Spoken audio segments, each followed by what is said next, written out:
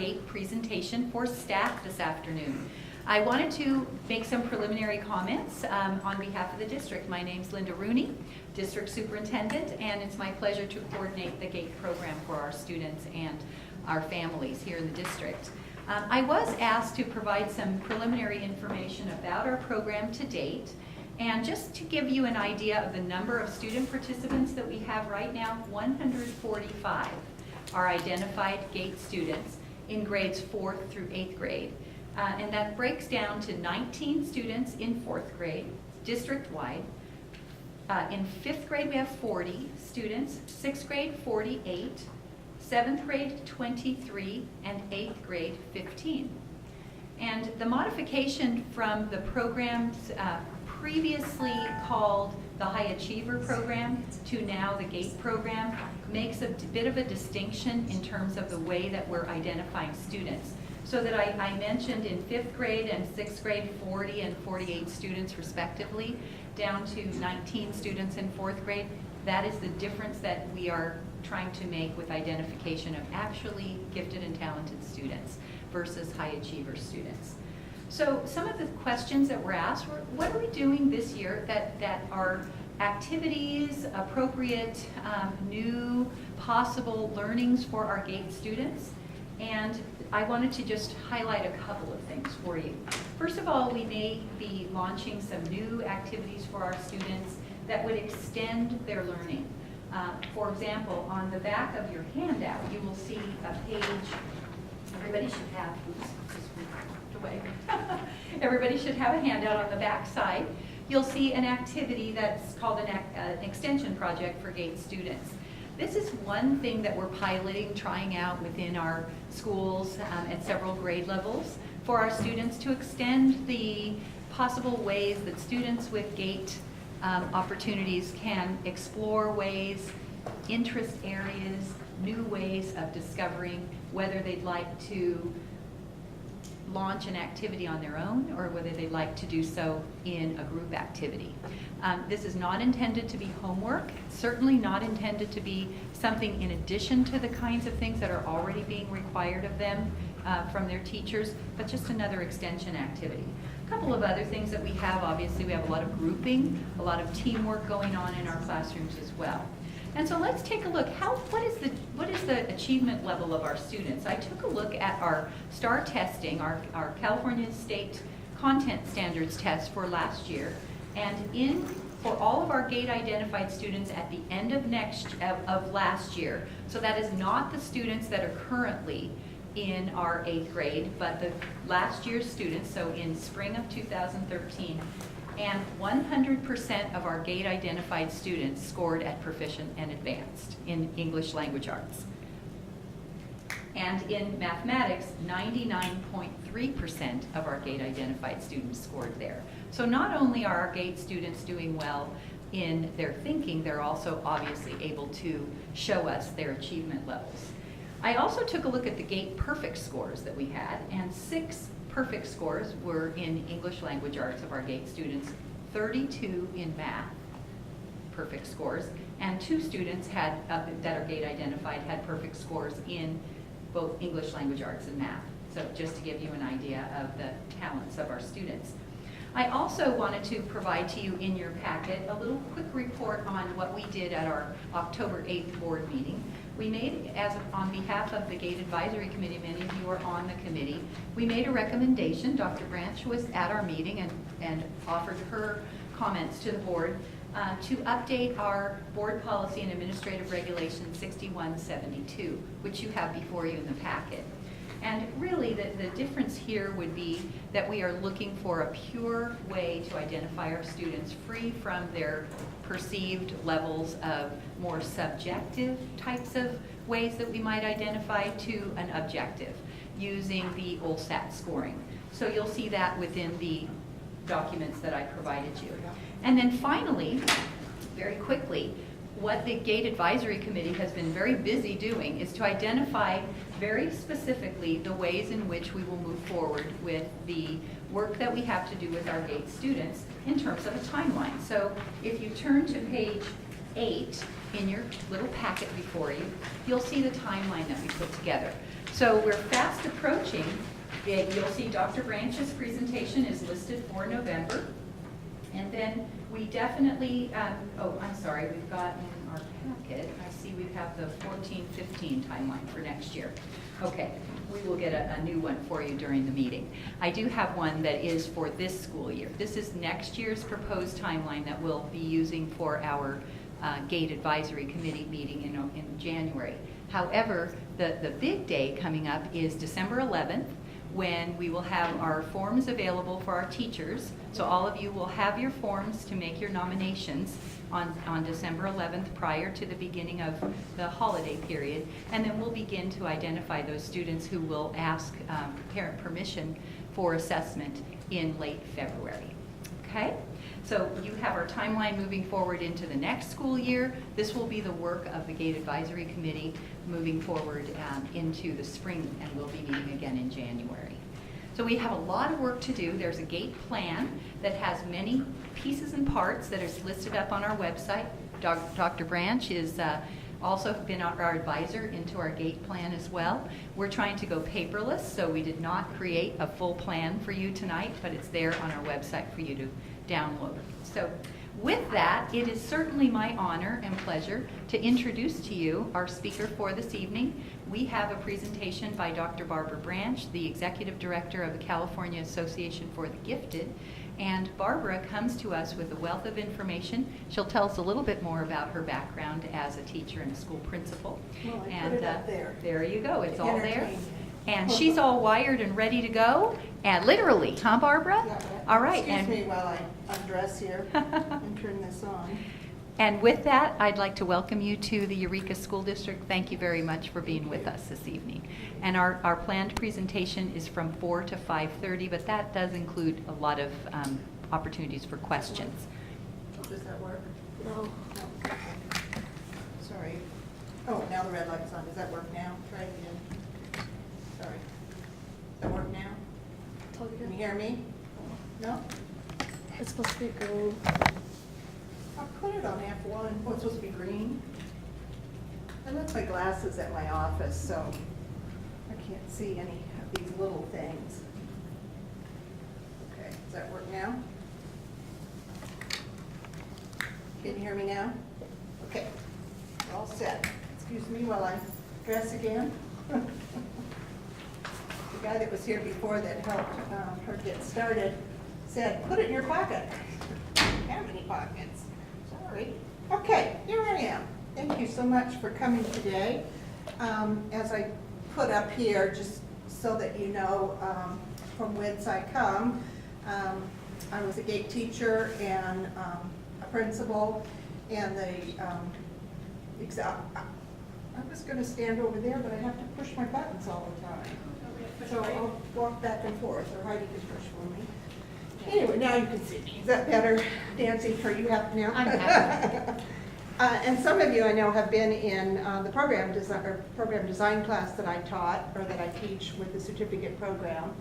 So I've been involved in gifted education for over 35 years, and the bottom line tells you why I'm here. I'm passionate about these kids. I have a niece and a nephew who are now adults that are were both identified gifted and truly are. I don't have any children of my own, so I can't pass that legacy on, but my sister did. So these are the kids that I love to teach and I love to still talk about.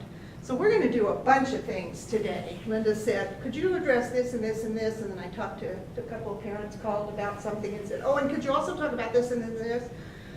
So we'll be really fast overviewing a whole lot of things that I could come back and talk about more in depth or whatever you want. And I apologize, Nancy, and any of the rest of you who have been in my classes, because you may hear the same thing again. But I always figured as an educator, if there was ever a workshop I went to that I didn't learn something or remind myself about, oh, I'm doing that right, then it was time for me to quit. And I'm still here, so I haven't yet run into that workshop. Okay, next one. So who are the gifted? Let's look at that for a minute. I have a little video on it. If you just click on it, I think it'll start. That's Jimmy Kimmel. Oh, it didn't go. It's not going to go. Darn, this was the best part. Not gonna go, huh? How do you normally play it? You're supposed to just click on it and then it's supposed to go, but it's not gonna go. All right, well, anyway, you can go and look at this video. It's on YouTube, and all you need to do is Google 5-year-old geography whiz on Jimmy Kimmel or something like that, and it's about 4 minutes. And it isn't about the geography that I wanted to show you, although he knows every country on the map. When you flip the map, you say, what country is that? He can tell you. 5 years old. Wow. But it was how he was talking to Jimmy that I wanted you to see, the gifted characteristics that were there. But anyway, you can see that for yourself. I'm sorry that didn't work. So let's talk about what gifted kids say about being gifted. A gentleman by the name of Jim Delisle, who once was and is still very involved in the National Association for Gifted Children, he and Judy Galbraith did some research where they went and talked to lots and lots of kids all over the country and asked them, what are your gripes about being identified? What are the things that bother you? Number one, no one explains to us what gifted is all about. No one tells us why we're different. No one tells us why we're sometimes quirky or have a different sense of humor. So as teachers and as a parent, talk to your kids about what being gifted is all about. And I'll give you some ideas today that you can use. It's about having a different way of thinking, a different way of learning, perhaps different interests, perhaps more mature sense of humor than their age peers. So those are things that you need to talk to gifted kids about. When you talk to adults who were obviously still gifted, were gifted children, you find out that they say, nobody ever talked to me about this, and I couldn't figure out why I was different than everybody else, why I was the only one. So they need to be talked to. Second, teachers, don't get upset, but, and I know you don't like the word boring, but gifted kids often say that school is too easy and not challenging. And of course they say boring, but, and that always stabs in the heart of a teacher who thinks that, they're doing absolutely wonderful things for all children, but sometimes they are not challenged. And so we need to look at that, and we'll talk more about that. They say that parents, teachers, and friends expect us to be perfect all the time. And they expect many of them to be perfect themselves. They have a high expectation of perfectionism. We'll talk about that in a few minutes. But as parents and as teachers, we have to be careful that we don't put that label on them that they're always perfect. Well, what's wrong? How come you didn't get these all right? Parents, why A minus? What's that all about? My dad used to say B plus, and I was like, sorry, Dad, that wasn't one that I, liked real well or got. But we can degrade them by saying those kinds of things and not realizing that nobody's perfect, and we can't expect perfection all the time. And my favorite one is a teacher who might say, well, your brother was really good at this, why aren't you? That's a real downer. And I know none of you say that, but it has been said, so I've heard it before. They say friends who really understand us are few and far between. We very often have a different sense of humor, different interests. And if you had seen that little 5-year-old, you'd say, boy, there aren't going to be any other 5-year-olds that are going to relate to him. And he even says in the video, he talks about how he met Al Gore the last time he was on Jimmy Kimmel. And Jimmy says, gee, there aren't very many a 5-year-old getting to meet Al Gore. How interesting. And the little kid says, oh, there aren't very many 5-year-olds that would like to meet Al Gore. I don't think there was any other 5-year-olds kind of like that. It's really cute. So they are few. They do not have lots of friends if they are in a regular classroom and don't have any cognitive peers. You all know that. I'm speaking to the choir here. Next. Kids often tease us about being smart. Over and over in the news, you see indications of bullying that go on where kids, actually kill themselves or hurt themselves if they're being bullied. And very often, those are gifted kids who are different than the other kids. And kids don't like anybody that's different. The person who's different is the person who gets bullied. So if they're too short or too large or too smart or too dumb or whatever, they're going to be bullied. And gifted kids are often the brunt of that. If they can make it through to being adults and be successful, then they're usually okay. But it hurts, and they don't like being smart. I remember I taught 6th grade gate for a long time, full day gate, and my kids went to the nearby middle school, and the middle school teachers, when I saw them, they would say, why did you teach your kids to ask so many questions? They drive us nuts. Well, you know, they were different. But the kids told me that when they got their report cards and went down the hall, everybody was saying, hey man, how many F's did you get? And so they just kind of, you know, walk with their report cards sort of hidden because they didn't want to say, I got a bunch of A's. It wasn't cool. Still isn't. We feel overwhelmed by the number of things we can do in life. It's almost a burden to be very bright. It's a curse, and it's what's the word I'm trying to think of? See, I told you I can't remember nouns. It's a curse and it's a blessing, because you can do lots of things and think about lots of things, but that can be detrimental when you can't decide what to do. If they're even having trouble deciding which book should I read for the book report, imagine how difficult it is to make decisions about large life things, what to major in college. So many bright kids get into college, don't know what to major in. They're interested in everything, and every new class opens a new interest. So they end up, you know, staying in school for 6 or 7 years. Excuse me, because they just can't make a decision, and nobody helps them deal with that overwhelmed feeling. We feel different and alienated. We kind of talked about that. And we worry about world problems and feel helpless to do anything about them. These are the kind of kids that even young worried about 9/11, worry about world hunger, worry about those kinds of things and want to do something about them. You know, when you see in the news sometimes about a kid that's gone out and created some kind of a fundraising or something to earn, you know, collect 1 million pennies and give the money to, you know, whatever cause, those are always gifted kids because they want to do something about world problems and they feel helpless to not, so they do something like that.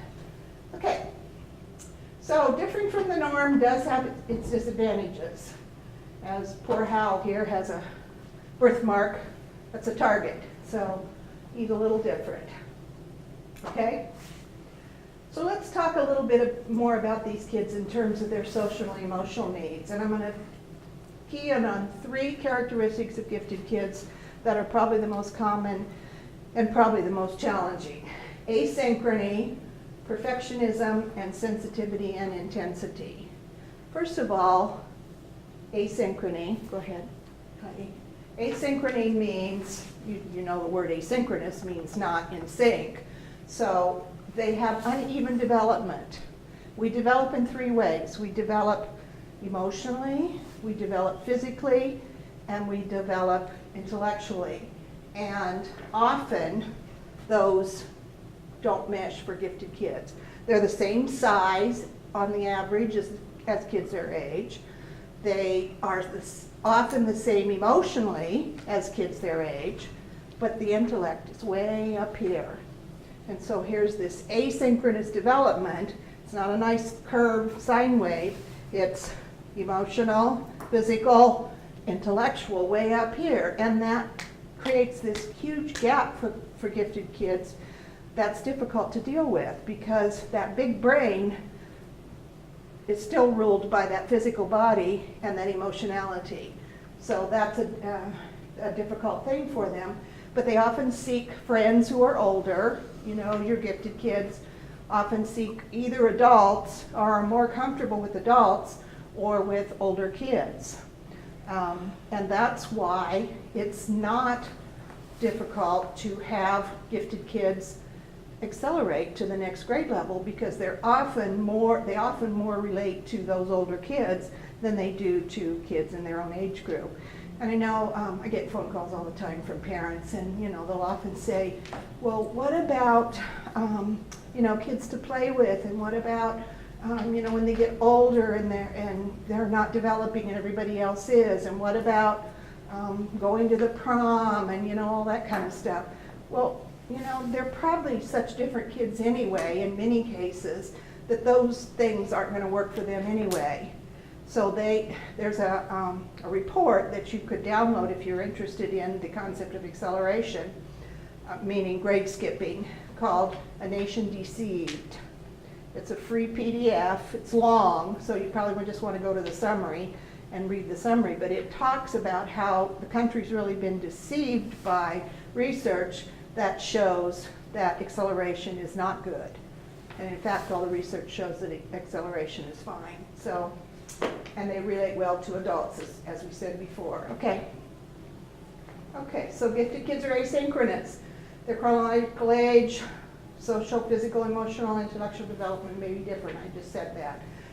To give you two examples. One, a 5-year-old who has all these stories in his head, but the handwriting isn't there yet, and particularly for boys, you know that to be true. No offense, guys, but it's just a fact.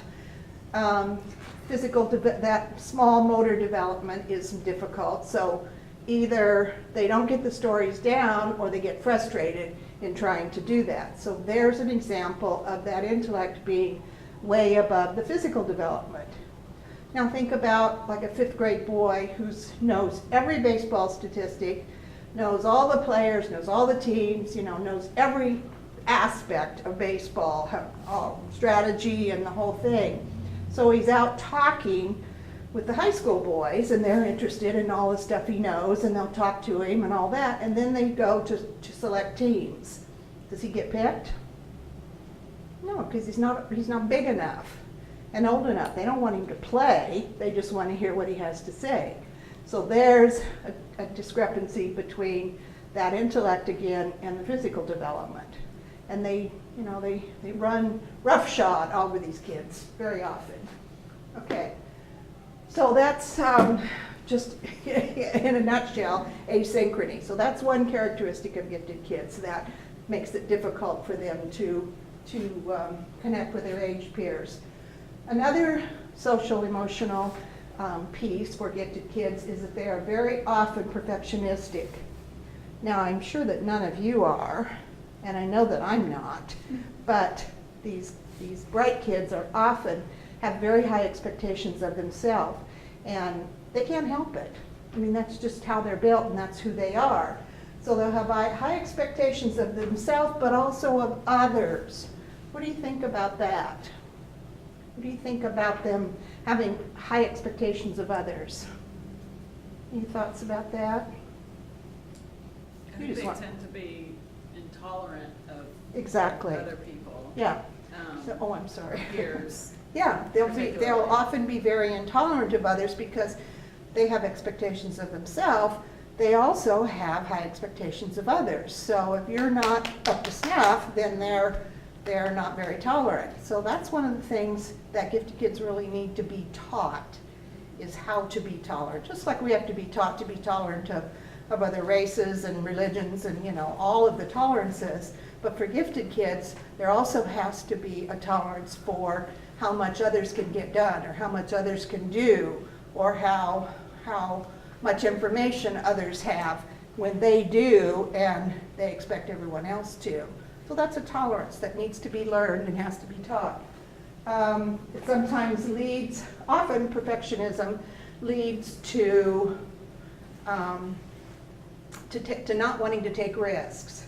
And if you start out really early being bright, like this 5-year-old that you'll see on the video if you watch it, he's already having high expectations of himself. So is he willing to take risks? If everything's easy and there's no challenges for a very long time, maybe into middle school, maybe into high school, maybe into college for some kids, then you learn not to take any risks because then everything's always good and okay. And if you take a risk and fail, then that's, hits up against your perfectionism. And kids that don't get those kinds of challenges, either personal challenges or intellectual challenges, don't learn how to take risks. And so they choose, rather than to do something difficult, not do it. Or if they've slid through high school and every other grade and they get to college, then they don't have any study skills. They don't know how to, they go to college and find out, oh my gosh, everybody else is smart too. Now what do I do? I don't know how to deal with all these people. I haven't learned any skills to cope, which then in turn may lead just to low self-esteem. If I didn't do it right, then I'm not worthy, and I think less of myself. And if that gets reinforced by parents or by teachers, then that even makes it worse. So we have to be really careful that we don't have perfectionism expected from every child all the time. They need to learn how to take a challenge, fail, getting back on the bicycle kind of thing, and going again. So they need to learn, what is failure? What does it feel like? How do you deal with it emotionally? And then how do you learn from it? How does it become a learning experience as opposed to some awful thing that happens to you? When I talk to parents, I often say to parents, make sure that you fail sometimes and then talk about it. Or make sure that you talk about failures, that come home from work and say, gosh, we had this horrible thing happen today. I did such and such on the computer and the whole thing crashed. And I feel really bad about it, but I did this and this and this, and now it's all okay. So that there are examples of how other people deal with that kind of thing. And then they're also highly self-critical, of course, because they're always expecting themselves to be perfect. The little guy that erases the paper until there's a hole in it, and then he throws it away because now there's a hole in the paper. That's the kid who's expecting too much of himself, and rather than just ask for another piece of paper or say, can I just turn it in this way, or learn some strategies to deal with that, they just get frustrated, and then the whole thing becomes failure. So it's, go ahead, Heidi. Now there's really two kinds of perfectionism, and one can work to your advantage and one does not. There's healthy perfectionism, and that's really more, it's not really perfectionism, it's really more having high expectations for yourself and striving for excellence. And excellence doesn't mean perfect. Excellence just means getting better, doing something you couldn't do before and learning how to do it. That's excellence. It's like being an athlete. Nobody starts out, being a perfect athlete. Michael Jordan was, I'm sure you know, was kicked off his high school basketball team because he wasn't good enough, and he wanted to work on it, so he went out and he practiced and he practiced and he practiced and he practiced. Then he got on the team, and of course look where he is. But had he taken that as a failure as opposed to something to learn from, we would never have heard of Michael Jordan. So that's a good example. That's the kind of person who is a reflective organism. They take in what they've heard or what they've learned from whatever the failure is or the disappointment, learn from it, reflect on it, and then move on. They set high personal standards, which is fine, but that doesn't mean perfect. It just means setting maybe some newer goals or some higher goals than you had before if you've met those from before. That person is usually agreeable, extroverted, and conscientious. Then we have people who are dysfunctional. These people worry excessively. They're concerned about every mistake. They doubt everything. They are concerned about parent and teacher criticism. They're always anxious. They're usually disagreeable because of that anxiety, and they doubt everything they do. That's dysfunctional because that means you can't grow. That means you're not going to take any risks. That means you're not going to do anything except be frozen on a test or be, not take on some new challenge. And what happens for kids who don't take on challenges is they kind of regress to the mean of where everybody else is because they don't want to take on a new challenge, and then they don't grow. They just don't grow.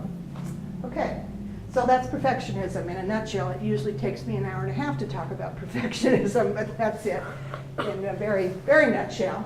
The third aspect of the social emotional development that I just wanted to bring to your attention is intensity. And intensity in gifted isn't so much a matter of feeling more than other people, but a different way of experiencing things. We'll go on to the next. Oh, I don't know why I left that one in. I don't want that one. Go to the next one. There's several different kinds of intensity.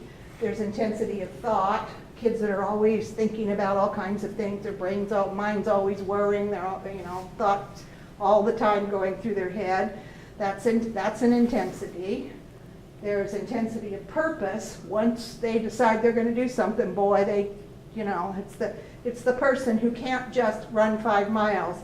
Then they've got to run 10 miles. Then they've got to run a marathon. Then they've got to run an ultra marathon. Now, we know some people like that. I do. One is sitting in this room. And 2 are sitting in, one is standing in this room. But I call myself a recovering perfectionist because I have learned from doing all this talking all the time. Go ahead, Heidi.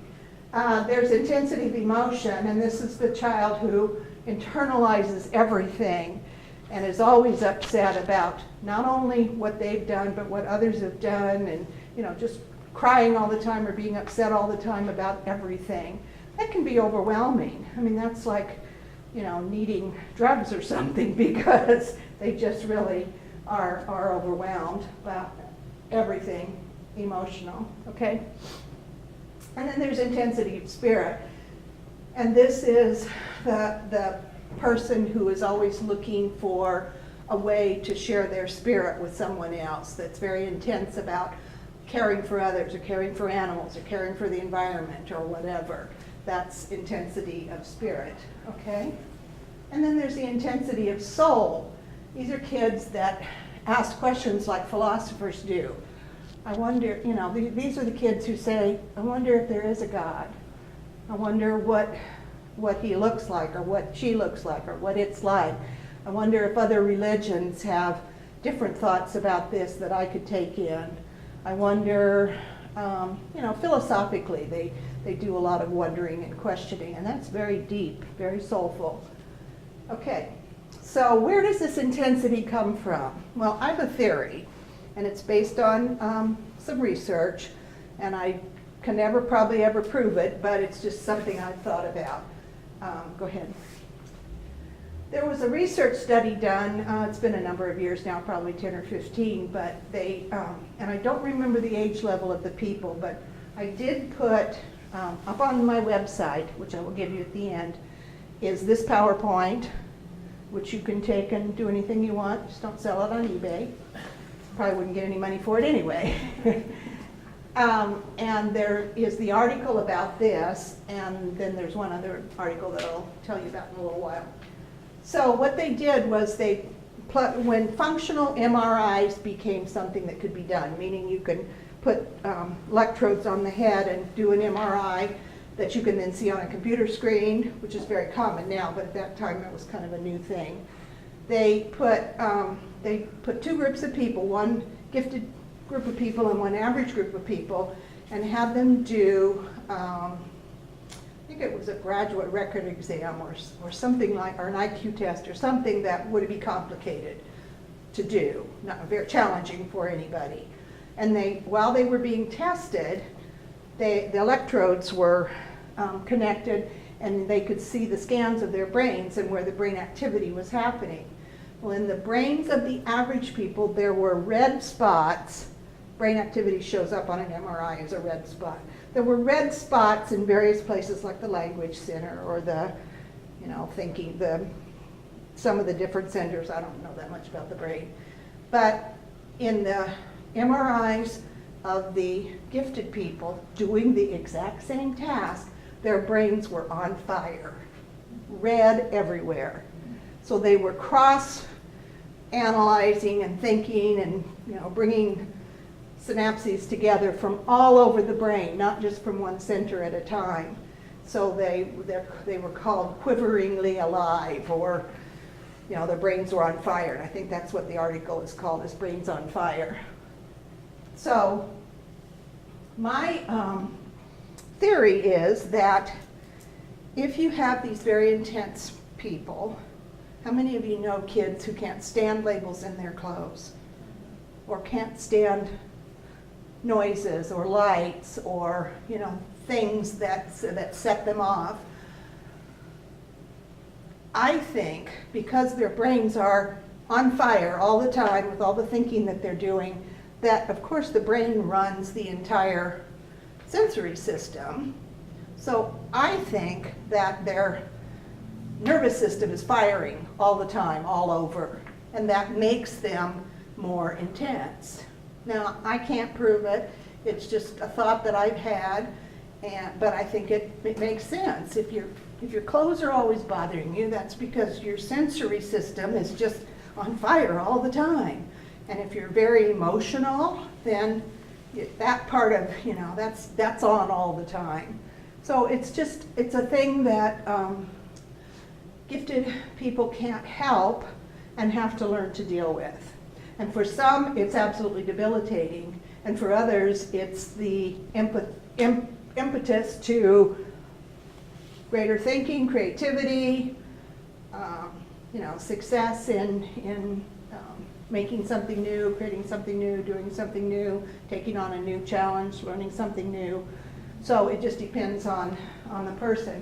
But gifted brains are hypersensitive. Okay?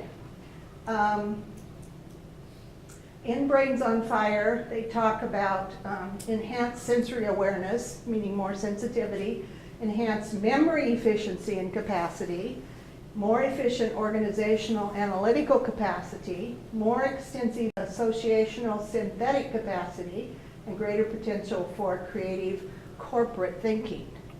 And that's the kind of thinking that our corporations want today. Think if they had hired some gifted people to create Obamacare's website, it might work. I wanted to write the president and say, hire a bunch of teenagers and it'll be fixed in a week. I mean, come on. So that's Brains on Fire. And it does have some drawbacks, as I said. You can have sensory, emotional, and memory overload, just where, my brain's too full. Sensory hypersensitivities, like the clothes issue. Personal disorganization. Now, none of you know any gifted children who are disorganized, do you? None of their desks are not perfect, right? Yeah. Stuff is everywhere, and yet they know where it is. I used to work for a principal that was like that, and he had piles on his desk, but you'd go in and say, Tom, that paper that, yeah, it's right here. And he'd pull it out of one of the piles. So he knew where they were, but he was kind of like that. Sensory distractibility, they can be easily distracted by, some gifted kids don't like noises, don't like to work in a room where people are talking, don't like to turn the TV or the radio on, because that's distracting. It also can lead to what we call analysis paralysis. I am thinking about so many ways to process this information or do this thing or create this project or whatever. And again, it goes back to that decision-making thing we talked about earlier. I don't know what to do. It's just overload. I just don't know how to decide. So I either daydream, get lost in thought, or nothing gets done. And it can lead to mental fatigue.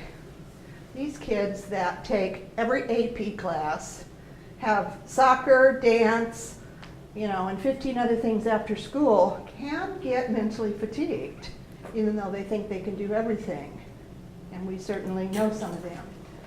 Okay, so how's our time doing? Okay, good. So what do the needs of gifted kids tell us about schooling? What do we need to do in school? Just to give you a little background in terms of why we should have gifted programs and gifted in schooling related to gifted kids, is that gifted and talented isn't always viewed very positively, and particularly in this country. I've been all over the world to different gifted conferences and visited schools and been on tours and stuff. There's not another country that feels that giftedness is elitist, but we do.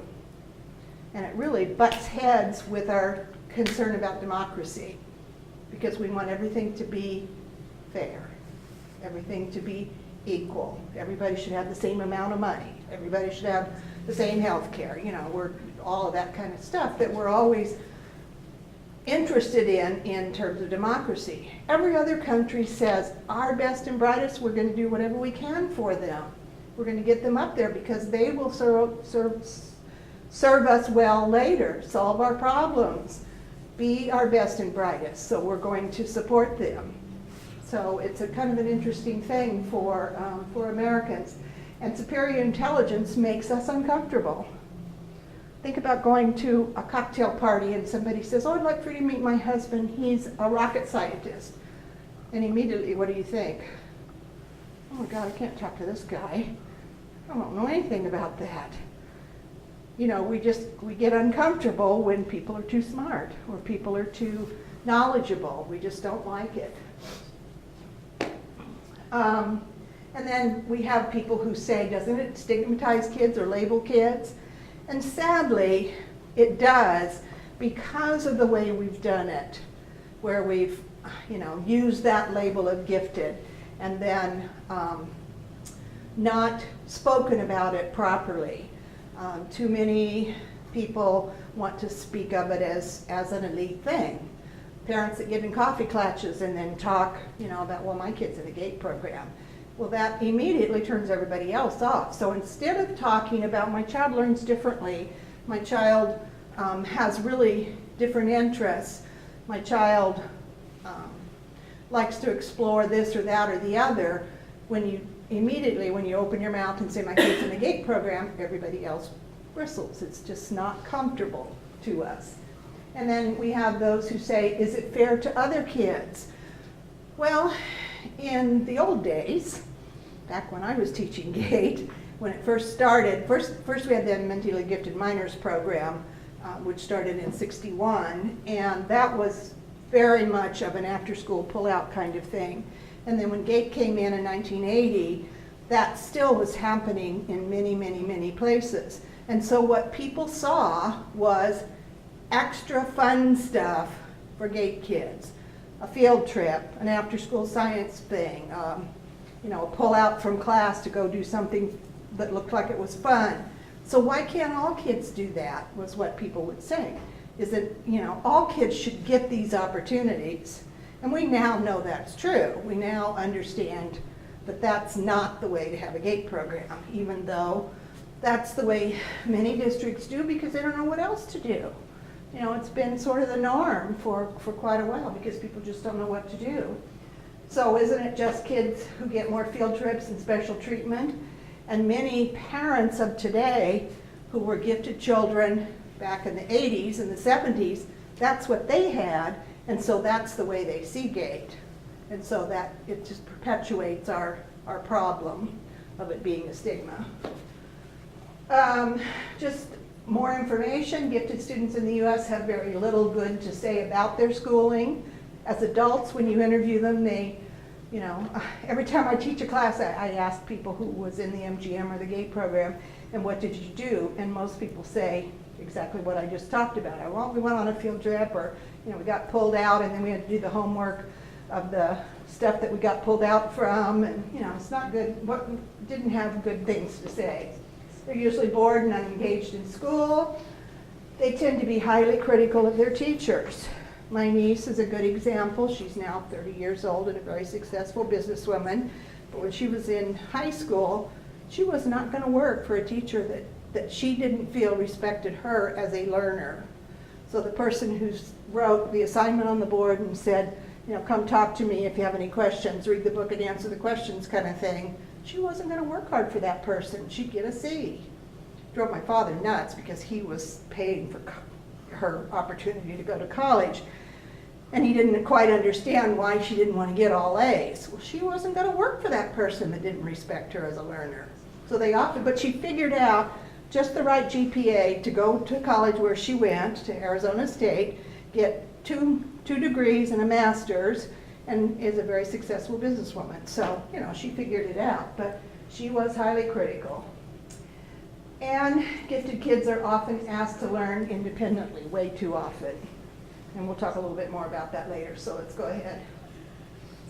Just statistically, 24% of dropouts are gifted.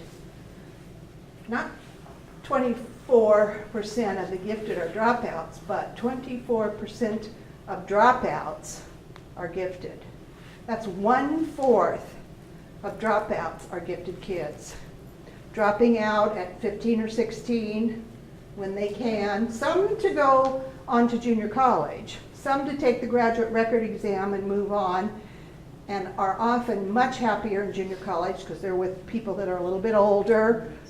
They can take what they're interested in, and they become engaged learners. But that's a lot of kids dropping out because they're disillusioned with school, and they really don't care about the prom.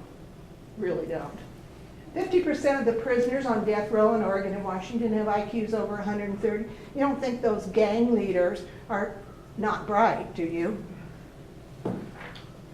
Ted Kaczynski, some of those wacko kind of people were all very, very bright, and something didn't work for them. So think of the havoc that they've wreaked on society. All of these people are brilliant, but kind of the, what was the movie, the Beautiful Mind, where the guy was right on the edge of insanity, brilliance but insanity. Okay. So what's our rationale for providing gifted services? Well, every child has a right to a FAPE, which is a free and appropriate public education. What's the key word there? Appropriate. And doing what I already know how to do is not appropriate. Most gifted kids come into their grade level already knowing at least 50% of what's going to be taught that year. So they're wasting 50% of their time on stuff they already know. It's not your fault, it's not a teacher's fault, it's just what happens if they're not challenged. All youngsters need appropriate peers and friends, and for gifted children, appropriate peers and friends are intellectual peers. That is for all children, but for the average age level child, their age peers are their intellectual peers. But for gifted kids, their intellectual peers are people like them. Imagine being the only one from kindergarten to 12th grade who's the bright kid in your class with nobody to talk to about your interests, nobody to bounce off of, nobody to challenge. So that's why we need to have gifted kids with other intellectual peers at least for part of the day. And the 1980 legislation actually said that gifted children must have their core curriculum, math, science, social studies, and reading or language arts should be differentiated. And look at where we are in 2013, still not really figuring that out, but maybe beginning to make some movement with Common Core. We already talked about that, so go ahead. And the greatest rationale to me is that we need gifted people to solve our world problems. We need gifted people to find the cure for the common cold or flu or cancer, or, you know, get this world back going in the right direction, or this country going back in, you know, in some direction that's appropriate for us. So our future depends on them, and if we don't nurture them and we don't teach them, it's not going to happen. And the other countries that are doing it are outshining us now. You know, when you look at the tests that are done internationally, like NAEP and some of those others, we aren't real high up there like we used to be when I was in school in the 50s. Okay, And so, just to kind of wrap this up, gifted children have specific behavioral characteristics in the cognitive and affective realm that present special learning needs that must be addressed by curriculum differentiation. You guys want to stand up for a minute and stretch, move around, get a drink of water? Not a drink of water. Okay, please feel free to stand if you aren't good at sitting for a long time. I kind of get going and then I forget to say that. Okay, go ahead, honey. So let's think about differentiated instruction. So there's that one little fish with a different tie. Let's look at Common Core first and then we'll tie them together. Common Core is aligned with college and work expectations. It includes rigorous content and application of knowledge through higher order skills. Doesn't that sound like gifted education that we've always been doing and talking about? Well, we should be sharing that with everyone now. It shouldn't just be gifted education. It should be differentiated instruction for children at the level where they are. It builds upon strengths and lessons of current state standards, and it's informed by top people that did it, and it's based on research. So, what is differentiated instruction? Well, it's presentation of the curriculum that responds to the varied readiness levels, learning profiles, and interests of the students.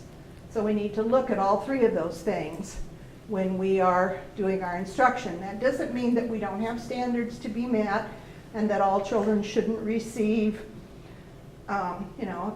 most of the same information. It's just how it's presented and at what level you can go to dig deeper into it. So it recognizes that one size fits all approach serves very few students. Now, when I first started teaching in the 70s, we went to what they called individualized instruction. That meant you have to have a different thing for every kid in the room. Well, you know how long that probably lasted. It lasted about 4 or 5 years, and then we were like, no way. So differentiation isn't about a different thing for every kid, but it's about tailoring your curriculum so that it can meet the varied levels of your kids. Go ahead. So this guy says, I expect you all to be independent, innovative, critical thinkers, and you'll do exactly as I say. Well, that's not what we're talking about. Go ahead. And what differentiated instruction is not, that too often happens because teachers have not been taught to differentiate their curriculum. They think, well, then I'll just do more of the same. MOTS is what Ian Bird calls it. More of the same. Okay, so if everybody else does 30 long division problems, you can do 60. Now, this kid who's gotten that is bright. So right away they think, why do I have to do twice as much of something that I get 5 times faster than everybody else just to keep me busy? So what do? They don't do any of them. Or, they do them real fast and miss half of them, or they just say, I'm not doing this. And so you end up with underachievement as opposed to overachievement. Absolutely, it is not go help somebody while you're waiting for everybody else to catch up. It is not tutoring other students. That doesn't mean that a gifted child can't say to their neighbor, oh, you're supposed to use this one. I mean, that's okay. But to get up and go over and be the tutor, doing the job of what the teacher should be doing, just to pass the time, is absolutely inappropriate, and I'm adamant about that one. Reading a book until everyone else catches up. For years, gifted kids had their book in the desk, and they'd finish and then pull out that book and read, and there's nothing wrong with reading and moving themselves ahead, but it's not attention to the curriculum that they should be receiving. Independent contracts we talked about earlier, and one of the things that we often did early in gifted education was to give independent contracts without instruction, without interaction, and so that's essentially learning on your own. And just because it has really good questions in it or a really interesting topic doesn't mean that that's instruction. Every child needs first instruction and direct instruction in something they don't already know. Gifted kids just don't need it 25 times. They need it 1 to 5 times. So even an independent contract, while it is not a bad idea, needs to have interaction with the teacher, interaction with peers, and some instruction involved in it. And it is not just more complex questions to easy material. Well, I'll just think of some more complex questions. But if the material's already easy and they already know it, then deeper questions don't really facilitate. It has to be questions that dig deeper conceptually for that child into something they don't know and don't maybe understand. Okay, so what teachers do is they learn differentiated instruction through taking classes and learning models to develop curriculum appropriate for all students. It's just that there are certain things that you need to do for gifted children that you might not do with other children, but that doesn't mean you can't differentiate for everybody. So the strategies that we've been using in gifted education for many, many years really can be appropriate for all children. And that's one of the things that we feel in the gifted community feel good about, is that we can finally share that, not as something separate from what you're doing, but exactly what you should be doing for everybody. So we're happy. So the key to differentiated classroom is that all students are regularly offered choices, and students are matched with tasks compatible with their individual learner profiles. So what you really need to do at the beginning of the year is do some kind of a learner profile and find out how kids learn.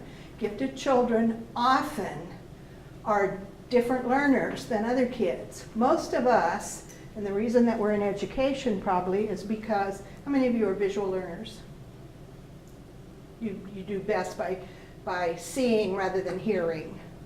See a picture, okay, well, you guys are in gifted education, so you're probably more complex thinkers. Most gifted children are global, visionary thinkers, as opposed to linear and what did I just say? Can't even remember. Visual, thank you. So doing a learning profile at the beginning of the year will help you structure your assignments so that it meets all of those learning needs of everybody. If a kid is always best at auditory and you do everything visual, which we tend to do as teachers because it's a very visual kind of profession, we need to offer opportunities for all learners. And they don't necessarily have to be gifted kids, but we do know that gifted kids are much more auditory and kinesthetic and visionary. Okay. So teachers can differentiate a number of things. They can differentiate the content so that it can be other than just what everybody else is learning. They can differentiate the process or the activities or the strategies that are used for how kids learn, and they can differentiate the product. So kids can display their knowledge in different ways, not just taking a test, not just doing a worksheet, but perhaps, and probably most of you have done that, because that's one of the easier things to do, is to allow kids to express their knowledge in different ways by sometimes doing a book report, sometimes doing a skit, sometimes, those kinds of things that you can create. And as long as you create rubrics so that they understand what they're supposed to be accomplishing, then that can be probably easier than the other two. But they have to vary the content, the process, and the product in response to readiness levels of kids. What do they already know, and are they ready for whatever the next thing is? Their interests, and that doesn't mean that you always have to do something that's interesting to the kid. I mean, there are multiplication tables have to be learned. Now, gifted kids refuse to memorize multiplication tables because it's mundane and boring. But there's a time when you have to learn them because you can't do algebra until you know those, or you'll be spending all your time making little dots or matrices or getting out the, the counters or whatever to do 9 times 9. You can't do that when you're in algebra. It's not enough time. So eventually, those have to be learned. And that may not be interesting, but we do want to make sure that we do meet their interest levels at some point during our curriculum. Maybe they're more interested in one aspect of the curriculum than the other, even though you're teaching, like a whole social studies unit, maybe they're more interested in one aspect of it than another. And you need to respond to their learning profiles. So how do they learn? There are all kinds of profiles out there. Probably one of the best people is Joe Renzulli, who created a whole set of learning profiles as well as a way to look at interests and readiness levels. So Joe Renzulli is one person to look up. Now, through a range of instructional and management strategies like tiering activities, making them more complicated as you go up the levels of kids, or learning contracts, as we talked about, as long as there's interaction and instruction, or group investigations or independent study, use of technology and these other things, compacting. Those of you who've taken differentiation, you know what compacting is, but compacting means perhaps giving a pretest, like the end of the unit test, see what they already know, and then compact the unit down to what they haven't yet learned. So it doesn't take the 6 weeks that maybe the book says it should take, or read some novels in addition to, or read the whole novel as opposed to the excerpt that's in the reading book. I don't know, do they still do that? I mean, do they still make reading books like that with excerpts from books? Wasn't sure because I've been out of the classroom for a while. Okay. So, differentiation strategies.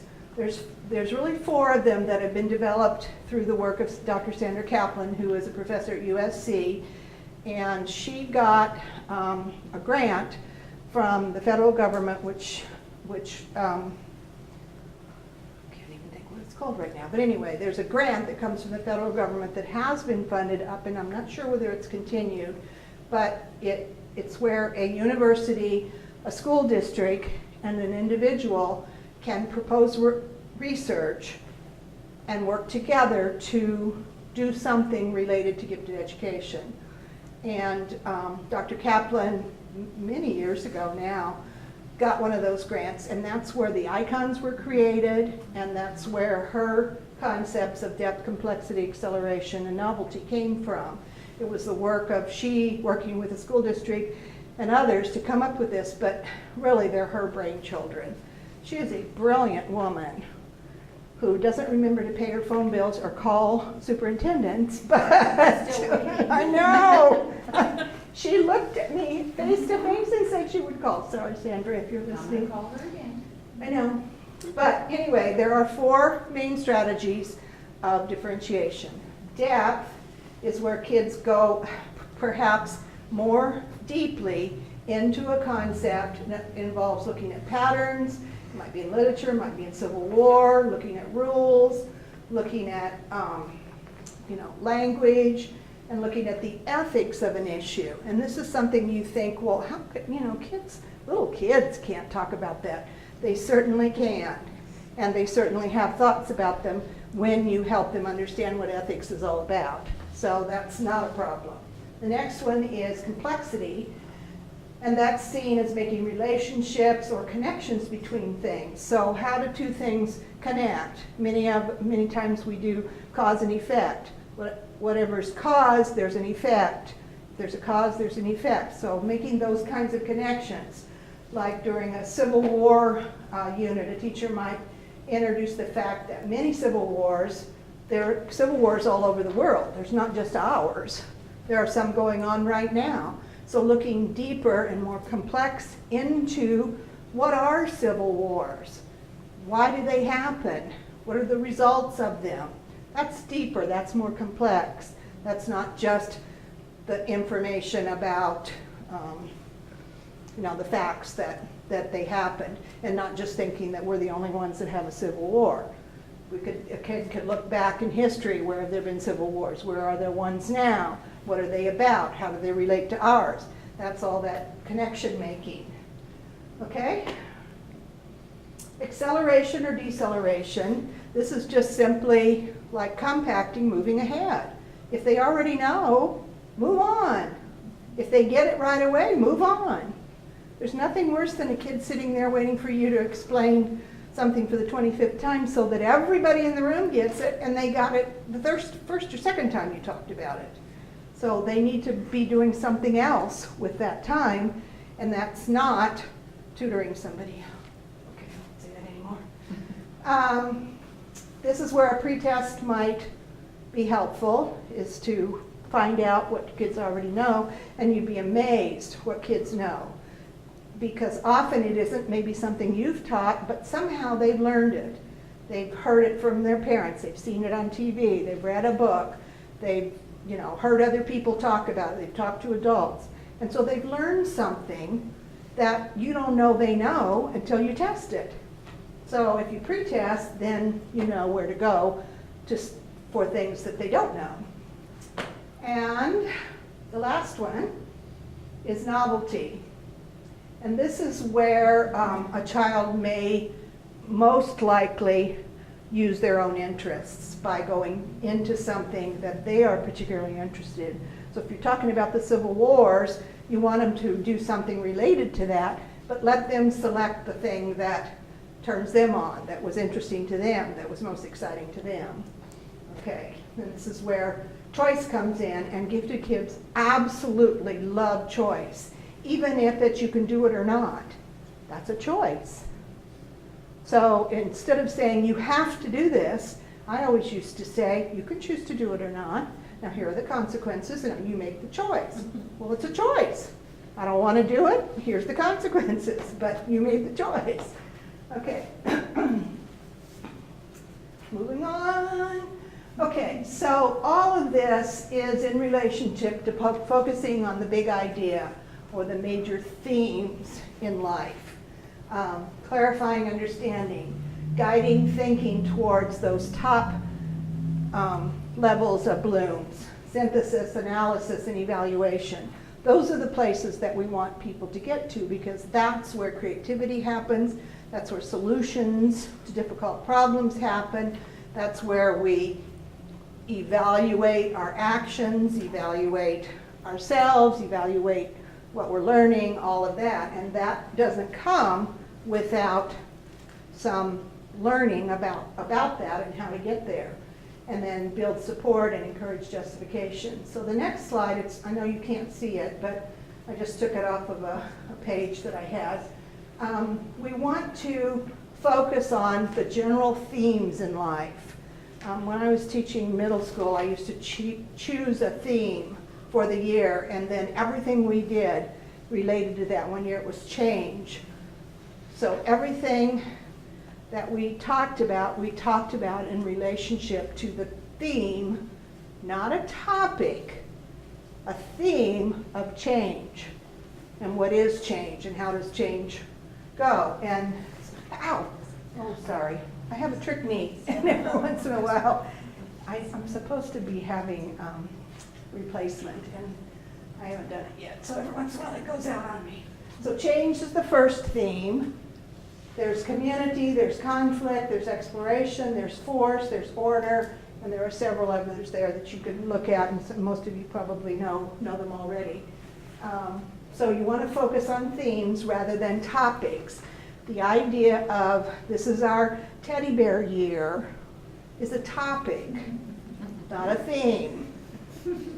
And, you know, we love to do that as teachers because we pick it and then everything we find is all about teddy bears, and then we get books about teddy bears and we're having a teddy bear party, and, you know, that's all good, well and good, but it doesn't help us with challenging curriculum. You need to focus on themes. Okay, so what are some things that you can do to do that? Well, one of the things that Dr. Kaplan also developed is called thinking like a disciplinarian. So you teach kids in terms of disciplines. Everything that you study can be about a certain discipline, like geography or being a doctor or being a teacher or, you know, whatever. So if you think like a disciplinarian, then you use certain vocabulary. So that's called the language of the discipline. So you teach kids what's the language of this discipline? If you're an anthropologist or if you're an archaeologist, what language do you use? And kids love to learn, you know, new words like that they haven't heard before, that they're not sure about. So that adds to your vocabulary. And then you learn about what is a discipline? What is it? What do people do who are anthropologists? How do they work? So you're thinking like a disciplinarian. So in a discipline, what's the purpose? What's the language? What are the skills that people use? What tools do they use?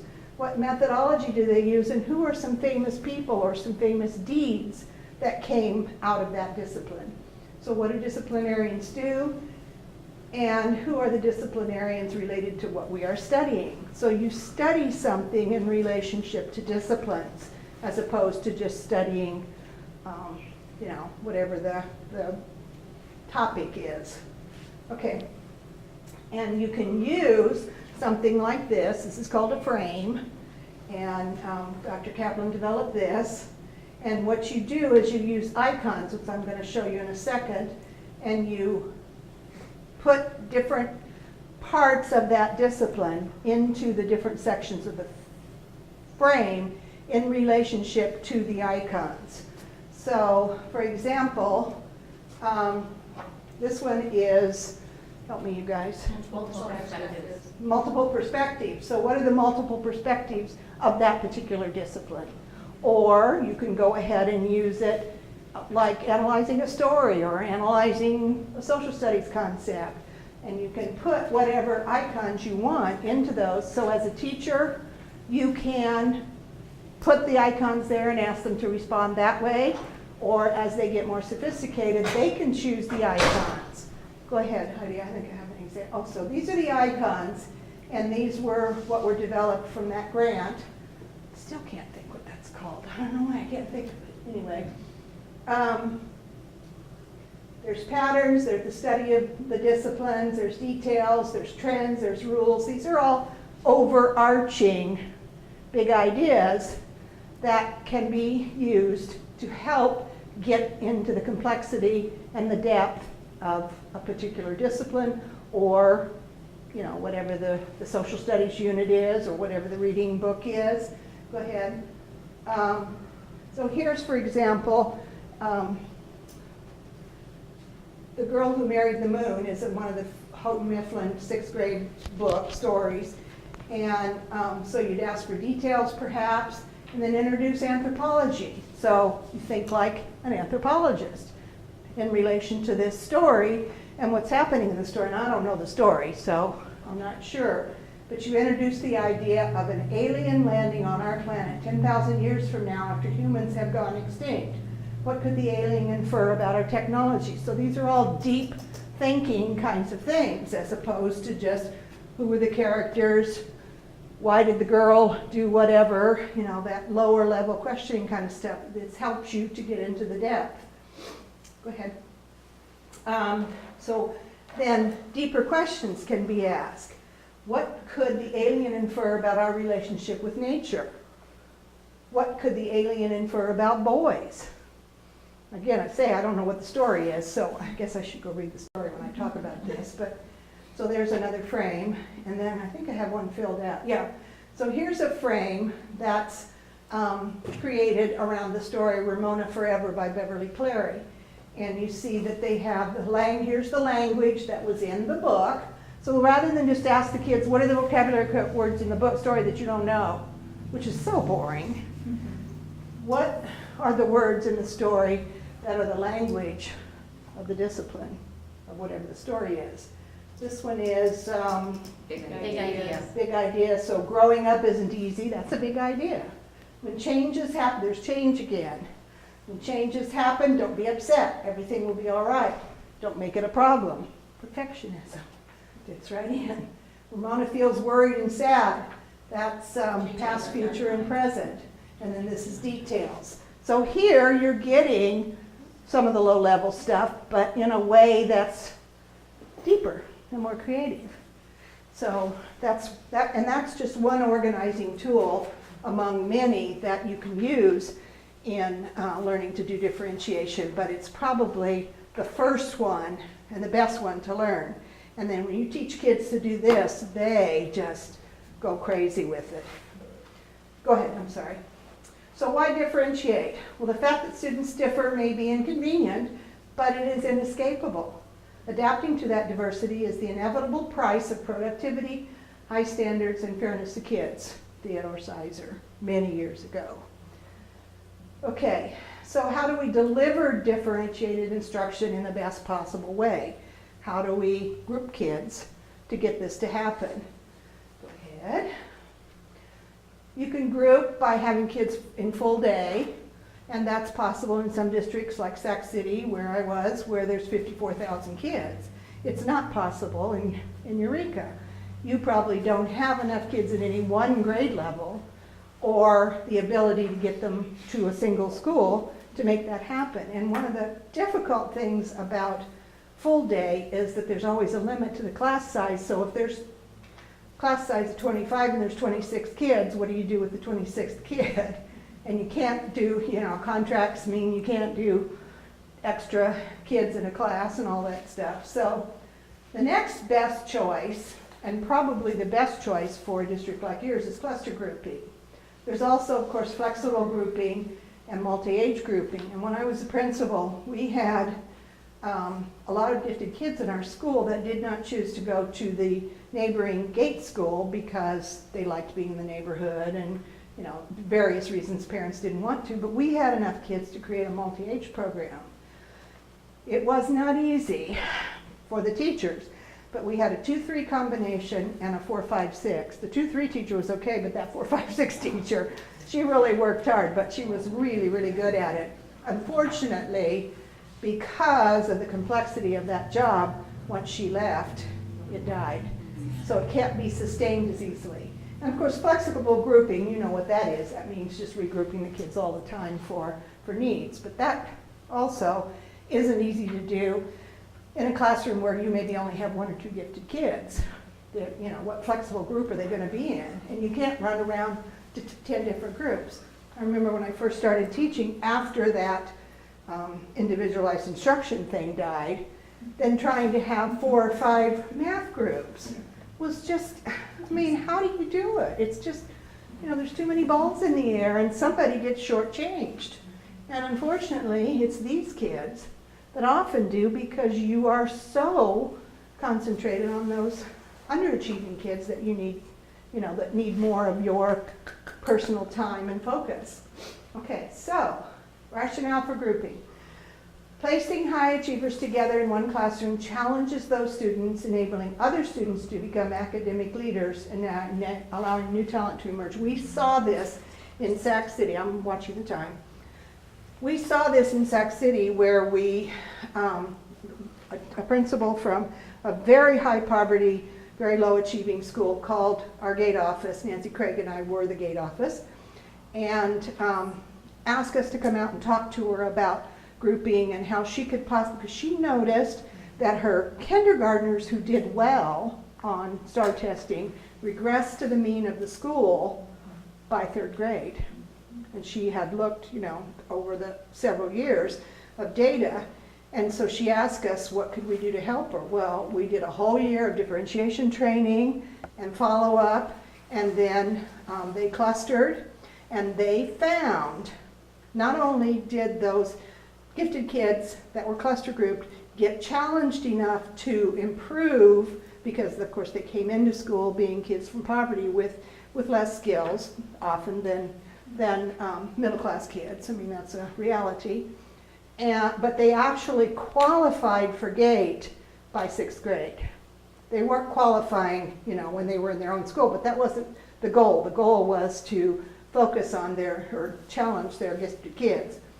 We also found that when the gifted kids were taken out of all the other classes, the next level of kids rose to the top because they were no longer threatened by knowing that Nancy's always going to raise her hand and always have the right answer, so I'm not taking a risk. So their other kids learned to take, and we know that's true, Nancy. Their other kids learned to take risks and actually, you know, improved as a result of that. And they were very surprised about that because they thought that everybody should have 2 or 3 GATE kids. And as I always say, we don't pass them out like candy. They're not a treat for the teacher. And it really doesn't do anybody any good. You know about the zone of proximal development, don't you? Okay, do you guys? You should. You had it in class. And what that basically says is that we all have levels within which we learn. And if they aren't overlapping with other people, it doesn't do any good to be together because we don't learn from each other and we can't work together. So there's no sense in having 2 or 3 GATE kids and then some middle kids and then some English learners who might be bright but don't have the language, and some special ed kids and then one full inclusion kid all in the same class. It's too much for the teacher and nobody overlaps. So that doesn't work. Are you agreeing? Or? That's what everybody has.